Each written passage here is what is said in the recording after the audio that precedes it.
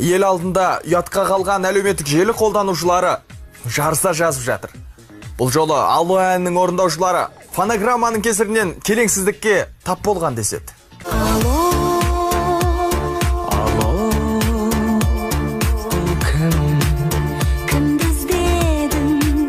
Алло әнінің хитке айналғанынан бөлек, соңғы кездері аталмыш туындыға қатысты жағымсыз жаңалықтар еселенуде. Мына бір видеоны жариялаған ғаламтор қолданушысы Төреғали мен Еркеннің фонограммаға бауыр басқанын айтып, тіпті қос өнерпаздың әнге салмағанын жазған.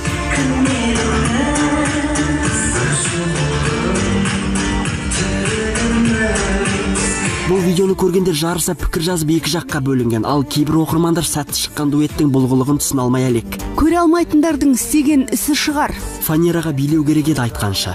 Монтаж. Егер видео шынайы болса, ұятқа қалыпты. Мұндай жағдай жастардың ғана емес, аға буынның да басынан өтіп тұрады. Ән әлемінде 40 жылға жуық ғұмыры бар. Бағдат Самединованың бір жолы сахнаға өзінен бұрын фонограммасы қосылып кетіп, күлкіге қалған болатын. Келеңсіздікке тап болған әнші айыбын өтеу үшін жанды дауыста өнер көрсетуге мәжбүр болған.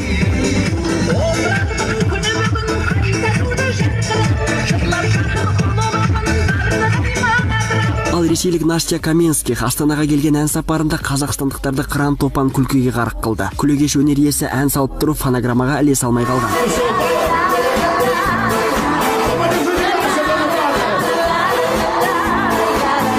Сәтсіздік Нюшаның басынан жиі өтеді. Бірде тыңдарманның тосын әрекетінен іш киіммен өнер көрсетуге мәжбүр болған әнші екінші бір концертінде фонограмманың кесірінен келеңсіздікке тап болды. Бастапқыда бәрі тамаша еді, алайда мынадай оқиғаны бастан кешті.